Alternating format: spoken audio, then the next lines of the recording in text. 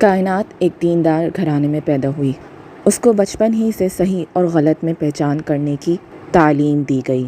College میں admission ہوتے ہی اس کو کچھ سہیلیوں کی ایسی صحبت حاصل ہوئی کہ اس نے اپنے گھر کی تعلیمات پس سے پشت ڈال دیں۔ کائنات کی سہیلیاں مہوش اور سارہ نہایت ہی لبرل گھرانے سے تعلق رکھتی تھیں اور دینی نظریات اور لباس کو تقیانوس اور نیرو مائنڈڈنیس کا نام دیتی تھیں۔ کائنات ان کے پہننے اوڑھنے اور ان کی انگلش بولنے کی بول چال سے بہت متاثر تھی، لہٰذا اس کی زیادہ سے زیادہ کوشش ہوتی تھی کہ وہ اپنا فیملی بیک گراؤنڈ ان سے چھپائے رکھے اور ان کی جیسی بن جائے تاکہ وہ اسے ایک اچھے دوست کی حیثیت سے قبول کر لیں۔ کائنات کا معمول تھا کہ وہ عبایا پہن کر گھر سے باہر نکلتی تھی، لیکن جیسے ہی وہ کالج کی حدود میں داخل ہوتی وہ اپنا عبایا اتار کے بیگ میں رکھ لیتی، واش روم میں جا کے زیب و زینت اختیار کرتی، بال کھولتی، میک اپ کرتی اور اپنی سہیلیوں کی جیسی بن جاتی۔ کائنات اپنے گھر والوں سے چھپ کر سارہ اور مہوش کے ساتھ گھومنے پھرنے جاتی، کبھی کسی ریسٹورینٹ تو کبھی کسی سینما گھر۔ اس کی تو جیسے زندگی ہی بدل گئی ہو۔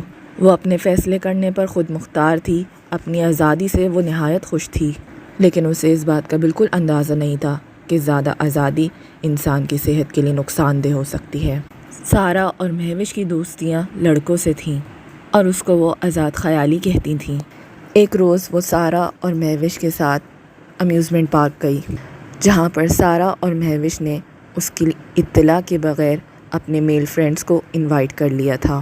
کائنات وہاں انہیں لڑکوں کے ساتھ دیکھ کر بڑا گھبرائی، لیکن سارہ اور مہوش کی بے تکلفی نے اسے وہاں پر مطمئن کر دیا اور آخرکار ان دونوں نے منا ہی لیا کہ وہ بھی ان سے دوستی کر لے۔ وہاں 3 لڑکے موجود تھے اور کائنات کی کمپنی کے لیے ایک لڑکا ارسلان نام کا بھی تھا۔ کائنات شروع میں تو بڑا ہچکچائی اس کے ساتھ چلنے میں، لیکن ارسلان نے اپنے انداز اور اپنی باتوں سے اس کو متاثر کر ہی لیا تھا۔ اب کائنات کی دوستی صرف لڑکیوں تک محدود نہیں تھی، بلکہ وہ مردوں سے بھی بے تکلف ہونے میں کوئی عار نہیں محسوس کرتی تھی۔ اس دن کے بعد سے اس کی ارسلان سے بہت گہری دوستی ہو گئی اور یہ دوستی موبائل فون تک قائم ہوئی۔ وہ اپنے گھر والوں سے چھپ کے میسج پر بات کرتی، وقت موقع ملتا تو کال پر بھی بات ہوتی دونوں کی، اور یوں دیکھتے ہی دیکھتے یہ دوستی ایسے جذبات میں منتقل ہو گئی جس کی اسلام میں نکاح سے پہلے کوئی گنجائش نہیں ہے۔ ارسلان اس کو اکیلے ملنے پر اصرار کرتا، بار بار کرتا اور محبت کے دعووں کا نام دیتا۔ کائنات چونکہ خود ایک آزاد خیال لڑکی بن گئی تھی، لیکن اس کے گھر والے نہیں تھے۔ اس کے گھر والوں سے ابھی تک اس کی نئی شخصیت پوشیدہ تھی، لیکن ارسلان اس سے ضد کرتا کہ اگر وہ اس سے نہیں ملے گی تو وہ اپنے آپ کو نقصان پہنچائے گا، اور یوں بھولی بھالی کائنات اس کی باتوں میں آئی اور کوئی نہ کوئی بہانہ کر کے اپنے گھر والوں سے اس سے ملنے چلی گئی اکیلے۔ یہی اس کی زندگی کی سب سے بڑی غلطی تھی، جس کا احساس اس کو جلد ہی ہونے والا تھا۔ ارسلان اس کو ایک ایسی جگہ پر لے گیا جہاں پر سب دھواں پھونک رہے تھے۔ اس جگہ پر بہت اندھیرا تھا اور وہ دھوئیں سے بھری ہوئی تھی۔ وہ ایک شیشے کا اڈا تھا۔ وہاں پر مردوں کے ساتھ عورتیں بھی بے تکلف تھیں اور بہت ہی فحش کپڑے پہنی ہوئی تھیں۔ کائنات کو ایک جھٹکا سا لگا، لیکن ارسلان اس کو اپنے ساتھ منا کر اندر لے ہی گیا۔ کائنات پر خوف طاری تھا، لیکن وہ محبت کے جذبات کی خاطر اس کے ساتھ وہاں بیٹھی رہی۔ ارسلان موقع موقع سے اسے چھوتا اور اس کے قریب آنے کی کوشش کرتا۔ کائنات اسے پیچھے ہٹاتی اور اسے کہتی کہ اسے یہ سب اچھا نہیں لگ رہا، لیکن ارسلان پہ تو جیسے ایک جنون طاری تھا۔ وہ اس سے کہتا کہ وہ تو محبت کرتا ہے اور محبت میں یہ سب جائز ہے، اور آخر کو ایک دن ان دونوں نے شادی کرنی ہے، تو یہ سب معیوب نہیں ہے۔ کچھ وقت تک تو کائنات برداشت کرتی رہی، لیکن جب ارسلان حد سے زیادہ اس کے قریب آ گیا اور اس کی بات سننے سے قاصر تھا تو کائنات نے غصے میں اسے تھپڑ لگا دیا۔ یہ تھپڑ کائنات کو بہت مہنگا پڑ گیا۔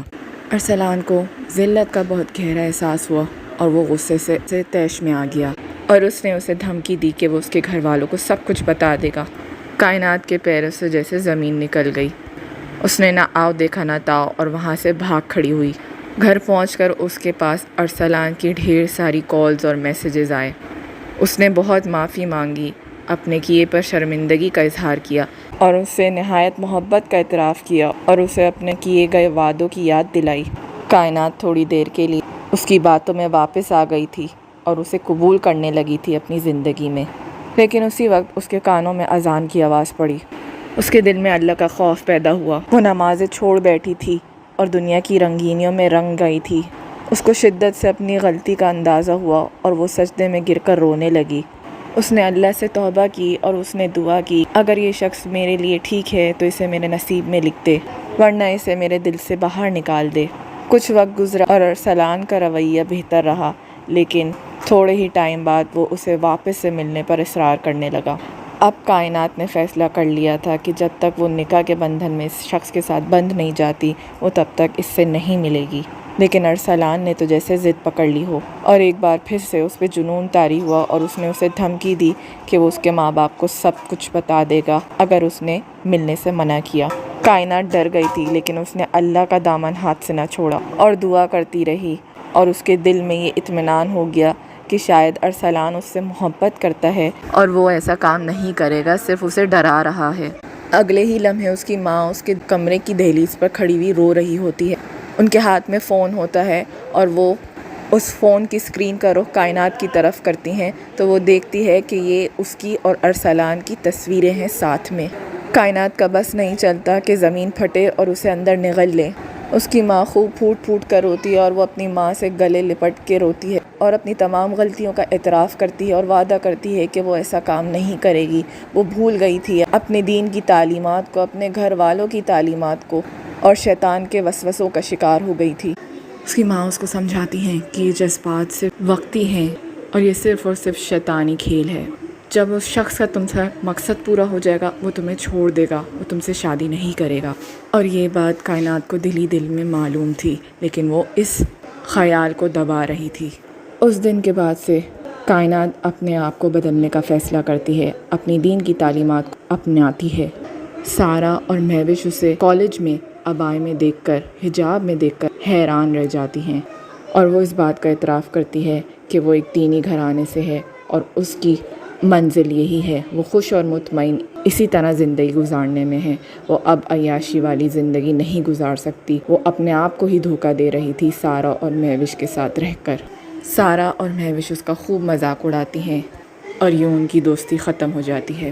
اب سارا اپنی ماں سے کچھ نہیں چھپاتی، لیکن اس کے باوجود بھی اس کی ماں اس پر کڑی نظر رکھتی ہے کہ وہ کدھر جا رہی ہے، کتنی دیر میں آئی ہے، اور اس کے ساتھ کوئی نہ کوئی اس کا محرم ضرور ہو۔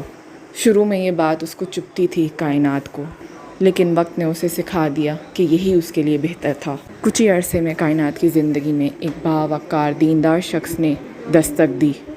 کائنات نے اپنے ماں باپ کی رضامندی میں ہی اپنی رضا سمجھی اور اس رشتے کو قبول کر لیا، حتیٰ کہ وہ مائل نہیں تھی اس شخص کی طرف، لیکن اس کے باوجود اس نے اس شخص کو اپنا ہمسفر بنانے کا فیصلہ کیا۔